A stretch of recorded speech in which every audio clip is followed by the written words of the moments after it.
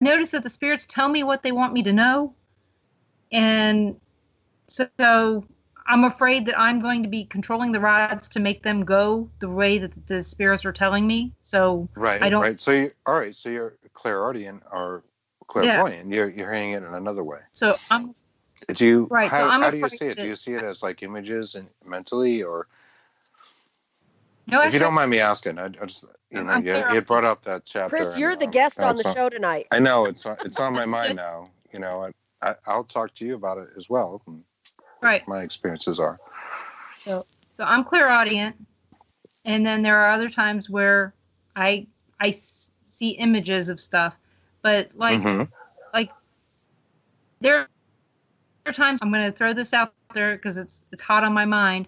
I'm at McPike Mansion. Okay, I'm a volunteer at McPike Mansion in Alton, Illinois.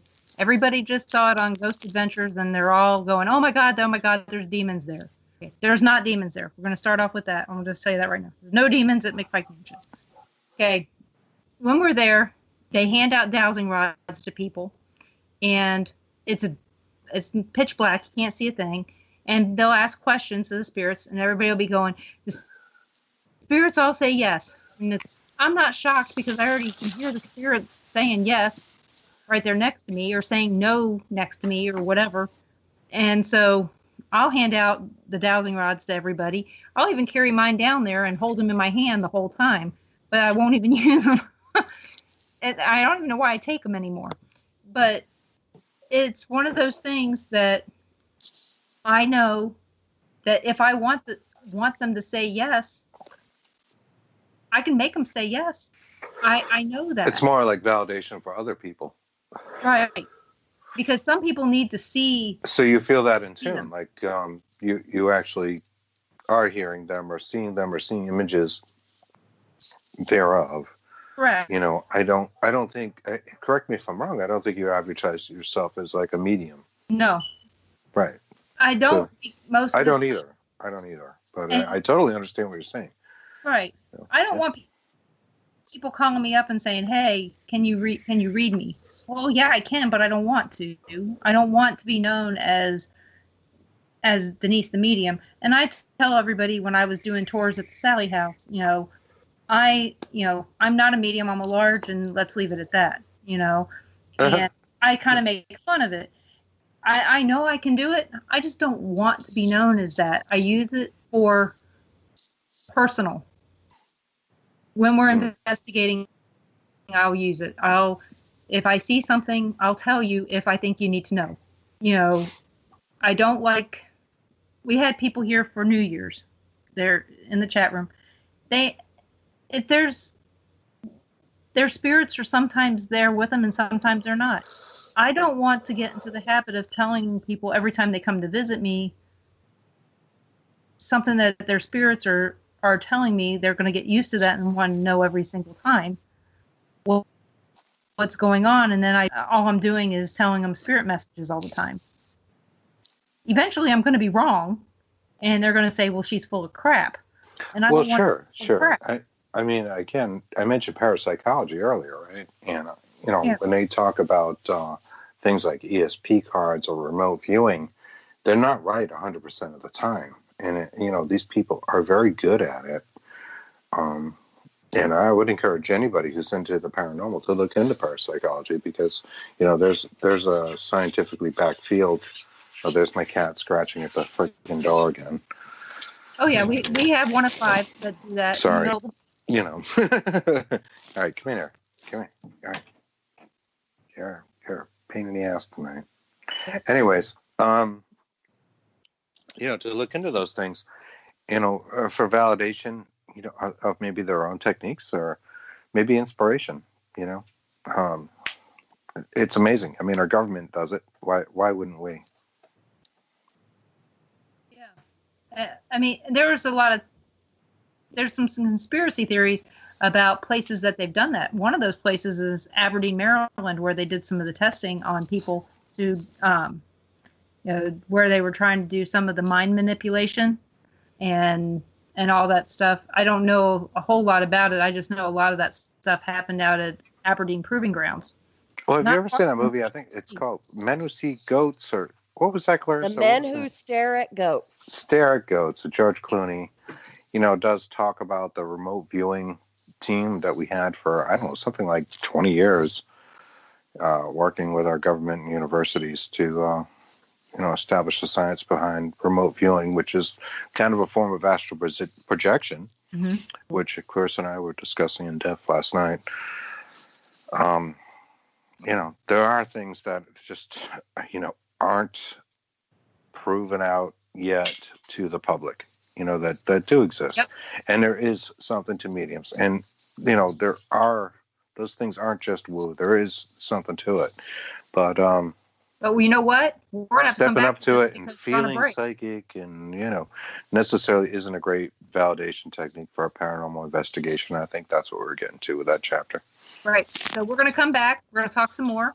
So you guys are listening to WBHM Digital Broadcasting out of Birmingham, Alabama. Go get your score check and come back. You got 3. Get a drink. And we'll see you here in 3 minutes.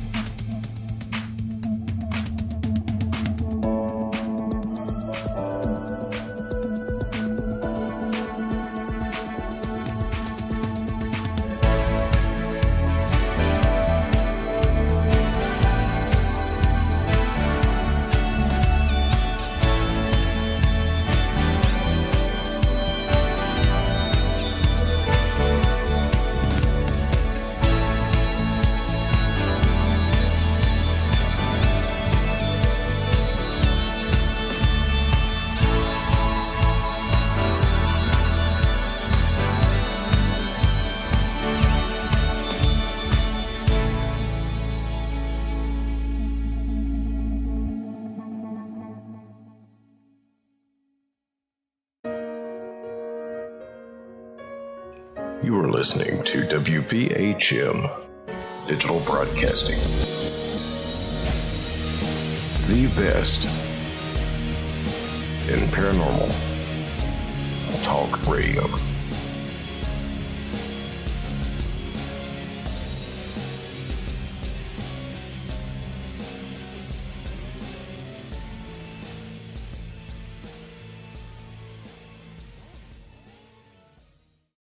Welcome back to the Paranormal Pride. I'm Denise Pride-Moore. We're here with Clarissa Vazquez, and I'm trying to say it right. Apparently, I don't have that Puerto Rican tongue. And Chris Carr, and we were talking about divination when we had to go on break. Just so you guys know, we have another break. We have one more break coming up, and that is at 43 after the hour, and so we can hopefully try to keep track of that. So in about 20 minutes. So. So back to what we were talking about. Like I said, I think that the 3 of us are on the same page with divination. You know, it's one of those things where with the dowsing rods and the pendulum, I think they can be manipulated. Right. whether intentionally or unintentionally, they can be manipulated. I know that with dowsing rods, all you got to do is shift your weight a little bit. Even, I mean, just the slightest bit. Is move my hip, and I know that. Yeah, they find water, right? So there's something to it. You know, nobody really knows why, or public says why that is, but they can, or apparently find graves, which is an interesting use of them. They can actually find your keys and other things. But recently, last year on TV, I have a cousin who's on TV. His name is Tim Smith. He's a moonshiner, and he used dowsing rods to find water in the mountains of Virginia, because they needed water on moonshiners for the distillery. And he actually went out there and used dowsing rods to find water. He was right. But I think that's the original intention of them, was to find water. If I'm not mistaken, I think that's why they used them, to find where to dig wells. And, there was an incredible success rate with them. So they do seem to work. I just don't know that they work in everyone's hands. Does that make sense? Yep. And the other thing we were talking about is the people doing experimentation out at Aberdeen Proving Grounds. And one of the things I was going to tell you guys was one of the guests I'm going to be having on, I've had on before, his name is Frank Bennett. He actually covers that in his book. Got the name of it all of a sudden. The Aberdeen Wild, I think it says a true story. I can't see it from here. And he covers that. And his other feedback is that he likes the music during the breaks. But he does cover some of the experimentation that they did on people at the grounds. And if you're ever in Maryland, Aberdeen Proving Ground is huge. So they brought back a lot of the experiments from the different, I think it's from Germany, and brought them there and continued their research there. So it's an very interesting book. But I'm going to be having him on, I think it's later on this month. Either later on this month or next month. So that'd be interesting. Cool. Yeah, that sounds interesting. I don't know a lot about Aberdeen, but I think I'll tune in to hear what you guys talk about. That sounds very interesting. Yeah, he'll be on February 20th. Cool.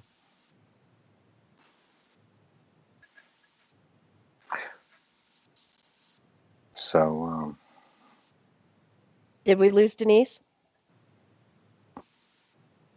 We may have lost Denise. And I thought I was creating that little moment of silence. Darn it. Okay. So what's going on, Clarissa? Well, I liked your son's commercial. Did you? Think we should, yeah, I think we should use it. It was really cool, and he did a great job with it. Yeah, no, he did a great job recording commercials for our show, Hidden World, and for my other show, Periscope Uncensored. And so, although in light of recent events, we may have to have... That may change, but, maybe we can use this time to talk about our shows. Periscope, I think I would call maybe a more serious view of the paranormal.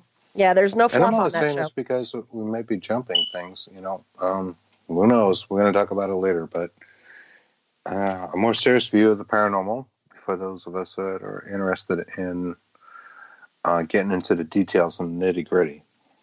Well, I'd like to hear more about your show. Scope. Yeah, no, our show that you and I do on Sunday nights, Hidden World, we really explore the unknown and the taboo. Right. And whereas Periscope, and we have fun with it, we laugh a lot, and sometimes we get dirty with it.